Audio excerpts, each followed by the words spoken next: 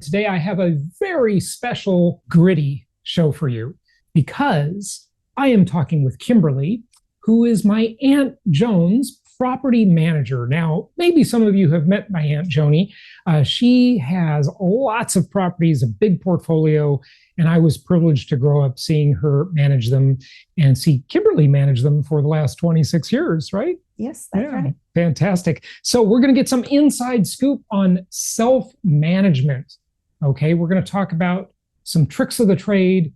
We are doing the real in-person thing here. You can see we are in the property management office, and we're coming to you from Sacramento. By the way, if you didn't do it yet, be sure to get your tickets for Empowered Investor Live. And, while we're at it, before we get into the topic, let me just make a couple of housekeeping announcements for Empowered Investor Live.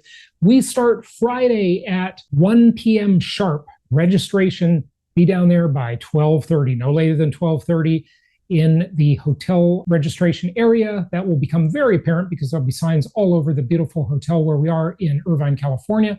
And we will see you Friday. And the rest of the schedule, we start Friday at 1 p.m. We go to about 6 p.m. Then we have a dinner break. We have a cocktail party that night. You're going to get to meet almost all of our great speakers on Friday.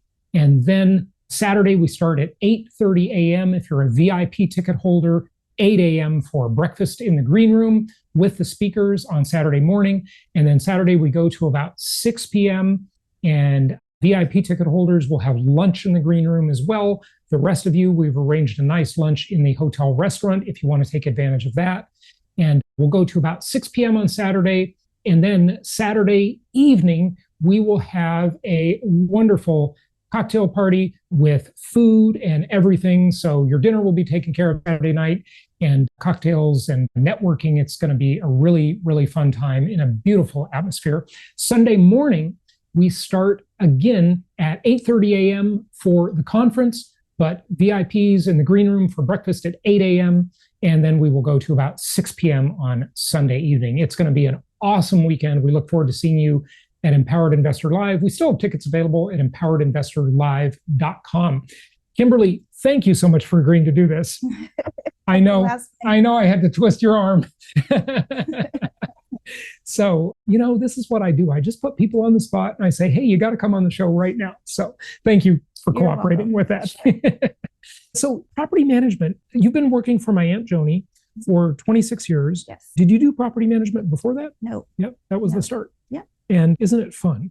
It is fun. Yep. She gave me a career. I never knew what I wanted to be. Really? Yeah, oh, fantastic. So, yeah, I enjoy it. Good stuff. And then besides Joanie's properties, you have a bunch of properties on your side business as well. Yes, I do. And so you're managing about 100 properties, yes. right? Yeah, yes. Fantastic. It's a lot.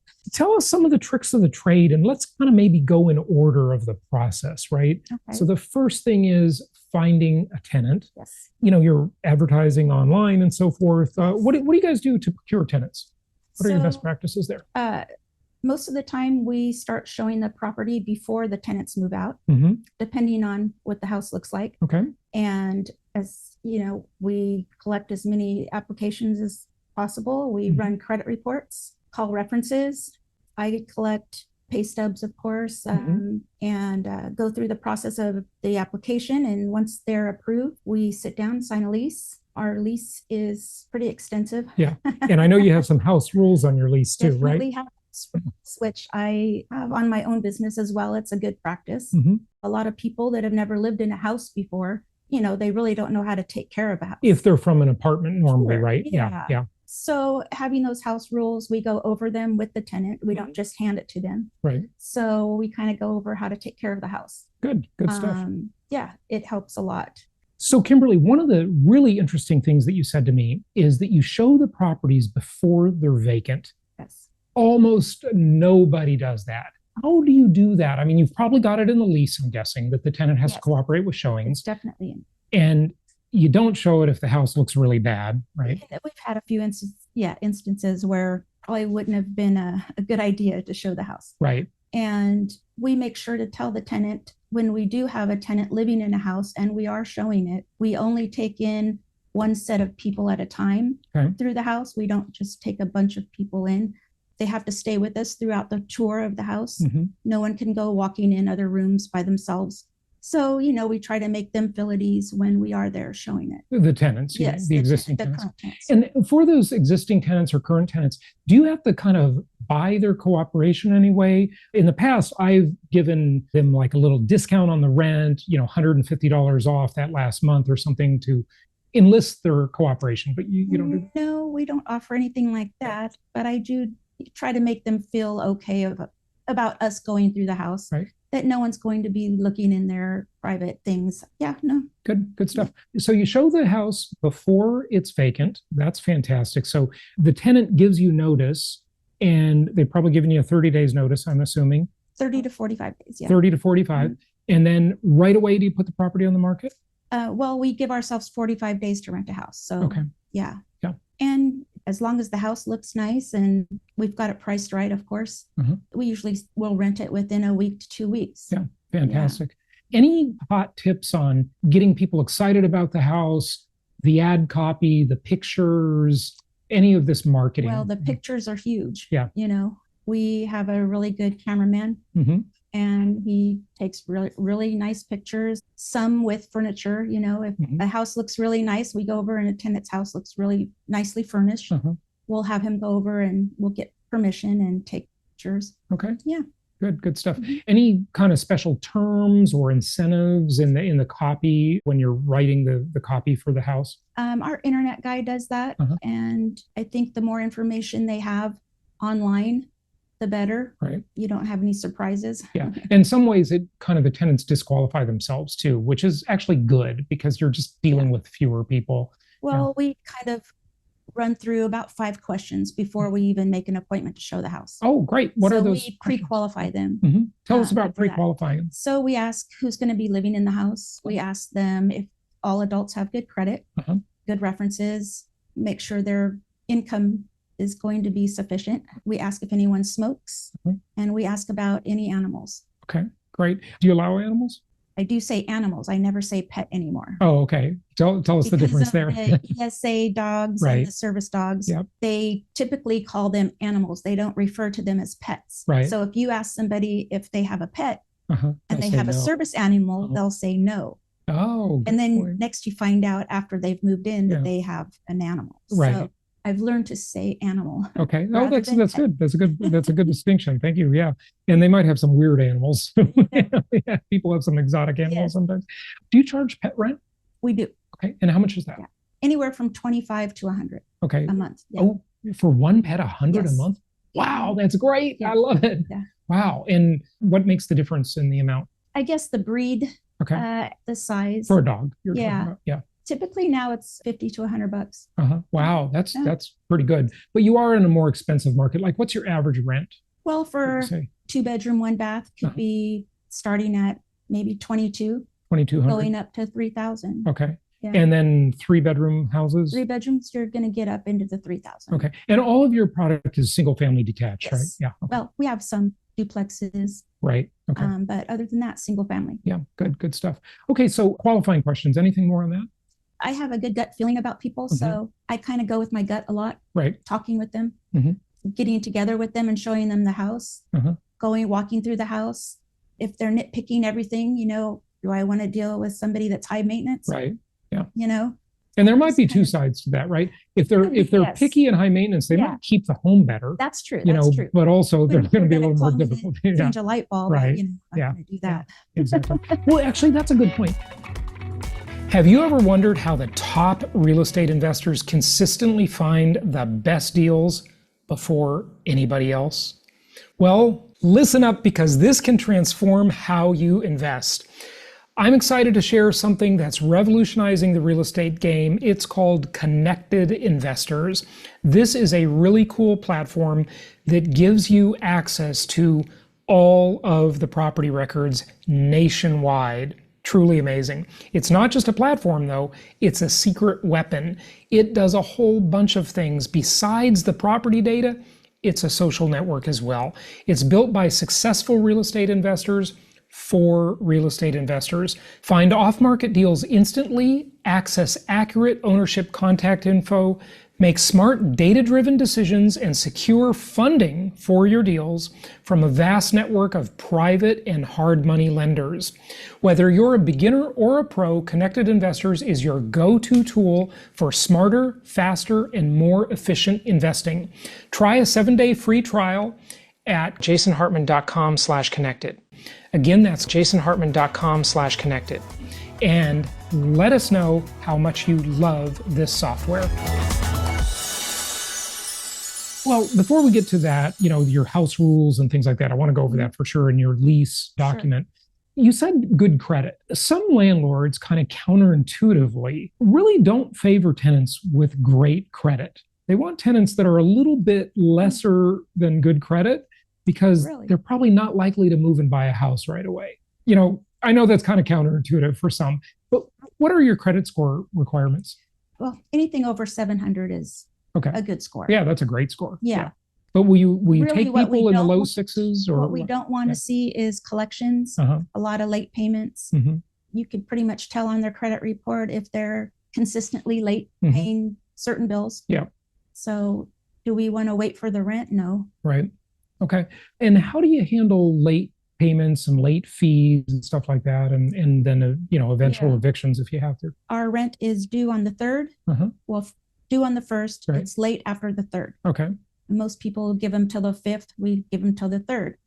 If they pay on the 4th, it's $50 late fee. Okay. If they pay on the 5th, add another $10 a day until it's paid. Okay. So. Got it. Yeah. And how often do you have to do evictions? I've never done an eviction. Really? In 26 years? Oh, that's a miracle. I mean, actually, I would say the same thing. I had my very first property, I had an eviction when I was 20 years old, on my first property. But then I went probably 2 decades without an actual eviction. But I did have one recently, actually, I had to do. But But so why? What do you credit that to? I won't say so. It's you certainly have late people. You get close, right? Yeah. But we were able to get them out of the house without going through the courts. Okay. Yeah. And what did you do? Did you give them something to get them out, or did they just finally agree? I've done the cash for keys. Okay. Yeah. Kind of deal. But I've never gone through court. No. Yeah. Okay. And then what about condition and walkthrough? Post move out. My walkthroughs. We have a very good cleaner. And our house is completely clean. We clean everything. I have never handed over a dirty house. Okay. And that's the way I expect to get it back. Yeah. Probably about 90% of our tenants will allow us to use our own cleaners, and then we deduct from their deposit. Right. Okay. Out cleaning is a lot different than just regular house cleaning. Right. That's like a deep cleaning. Exactly. And what does that run here about? $350? Yeah. It can be $350 to up to $400, $450. Yeah. Okay. Good to know. So the tenants in the property now, you've screened them, and what will you allow? I mean, do you have the unlawful detainer report so you know if they had a prior eviction? Would you let that person rent, or would you just say no way? We would say no way. Yeah. Right. Okay. And then deposit practices? Well, we used to collect 1.5 times the monthly rent for a deposit. Okay. New California laws have gone into effect, and now we can only charge the amount of the rent. Right. So 1 month is the actual law. Yes. California is tough. This is a very landlord-unfriendly market. It is. They favor the tenants. Yeah. Right. Most of our clients are not in markets that are landlord-unfriendly. They're in the landlord-friendly markets. But, back in the old days when Aunt Joanie started investing, the idea was you'd invest near your home. But nowadays people do it all over the place. Right. But, any tips for dealing with those landlord-unfriendly regulatory environments?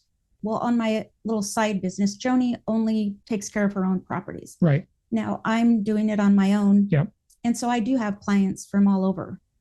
And so you have out-of-state clients that are not in this market. Okay, got it. Right. And I have to explain to them, the California new laws. Right. I've had a lot of clients, old-time clients, that sold their properties because they didn't want to deal with the California laws. Yeah. Like I said, they favor the tenant. Right. And what you used to be able to charge for a deposit. Or rent increases or notice. You can't do those things anymore. Yeah. You can't just say, I want to remodel my house, so I'm going to kick you out. Give this tenant 30-day notice, or, can't do that anymore. Yeah. And when you're speaking of that, you mean in a period when they don't have a lease.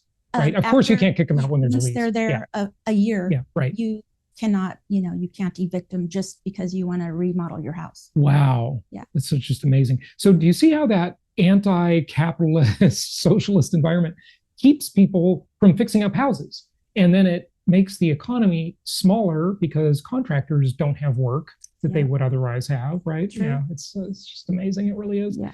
Okay, so let's talk about your lease document and your house rules. My Aunt Joanie has a whole list, and she talked about this at prior Empowered Investor Live events, where she has these couple pages of house rules that are attached to the lease. 4 pages. 4 pages. Okay, not a couple, 4.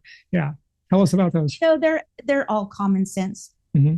And you'd be surprised at who doesn't have common sense. Right. Some people just don't understand how to take care of a home. Right, right. Do you get a lot of people that are moving from apartments to homes? And so the service level is different. Like in apartments, they're sort of coddling you a bit, right? Right. I remember an apartment I rented, they would change light bulbs, believe it or not. Yeah, yeah, really. Yeah, so everything. Yeah. So here you sort of impart to them that there's more of a like homeowner almost responsibility level. Yeah. Yeah. Take all of our houses have original hardwood floors. Mm-hmm. If they've never lived in a house like that or taken care of a house like that, they don't know how to take care of the hardwood floors. Yeah. You can only refinish them so many times and, right. You're down to the nails. So we go over how to take care of those, putting pads under their furniture, things like that. What not to put down a garbage disposal, brush off the food before you put it in a dishwasher, all these things that we would have to call in someone to repair because they just don't know what they're doing. Sure. Yeah. Yeah. Good point. Do they have air conditioning in the houses here? Yes, central heating. Oh, they do. Okay. So then there's air filters. Yeah, we go over that. Yeah. Okay. And it's in our lease that they are to change them out every 3 to 4 months. Okay. Oh, you're actually kind of easy. Some say every 30 days they got to change that. I mean, tenants don't do it, but yeah. One of our clients actually subscribes to air filter services and just sends those to his tenants. And, they're responsible, of course, for changing. Well, with 60 properties, Joanie would be in the air filter business if she had to buy for every one of those. So they are responsible to buy them and install them. Yeah. Good. Okay. So tenant gives you notice. We're just kind of moving along the process. Tenant gives you notice. It's 45 days in advance. Then you tell them you're going to start marketing and showing the property, right? Yes. How does that all go? Are there any kind of logistical things people should think about? Of course, the property's got to be good enough looking to show. Sure. Right? Yeah. I'll usually go over and kind of do a little walkthrough beforehand. And, if it looks nice, yeah. And most of them don't mind. Yeah. We work with their schedule when we do the showings. If they want to be there, then we'll work with their schedule and we'll schedule showings when they're there. A lot of people don't want to be there, so they kind of give us a window of time. Right. Yeah. Okay, good. With vacant properties, are you doing the showings directly, or do you do any virtual? I'm guessing you don't do virtual showings and things like that. No. Yeah. Okay. Do you put them in the MLS with lockboxes and all of that, or do you strictly we have a lockbox, but we don't just allow people to go in without us there. Yeah. Okay, good. If you take one property, how much do you have to do over the course of a year on that one property? Do you maybe talk to the tenant, every 3 or 4 months, or communicate with them? I mean, email, talk, text, whatever it is. With my own properties, I check in with my tenants every now and then, maybe twice a year. Yeah. If I'm not hearing from them. Right. But usually you'll hear from a tenant sooner or later within a few months. Right. To take care of something. Yeah. Okay. Yeah. So it really doesn't involve like that much effort once the tenant's in the property, right? No, I do once a year inspections. Okay. So maybe a couple of communications throughout a whole year. Right. And then you'll do an inspection. Yes. Okay.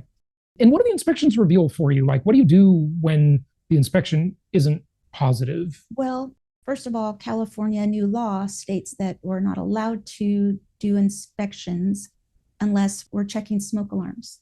Smoke alarms are the only reason for going into a tenant's home. It's unbelievable. So, yeah. So you got to bring a pack of batteries, change the batteries, check the smoke alarm. And then by virtue of that, you're getting an inspection. I'm getting in the house. Right, yeah. And I'm able to kind of look around and ask if there's anything that needs to be done or having problems with something. But typically if they don't have any problems, I will inspect the whole house. Look under the sinks, make sure nothing's leaking, check garbage disposals, pretty much just see how. So you don't really rely on the tenant to tell you about the condition of the house that much then? I mean, you do, except for once a year, right? Where you're that's just the once a year I go in. But other than that, I would expect them to call me if there's a problem. With our house rules, we let them know that if they see any water intrusion or if there's any kind of problems, they need to contact us immediately. Okay, good. So back to anything I didn't ask you, anything you want people to know about real estate investing or property management in particular? In California, if I were an investor, I would only buy single family. Why is that? Because multifamily properties have the Tenant Protection Act. Oh, okay. So even if it's a duplex or a triplex, fourplex? Wow. Tell us about that. If the owner is not living in one of the units, then it is tenant protection. And what is tenant protection? That means that they have a no eviction, just cause law. Unless they aren't paying their rent, you can't kick them out. So in other words, if they break a covenant of the lease or they're just bad tenants, they're thrashing the property, you can't kick them out. No, you have to have just cause. Okay.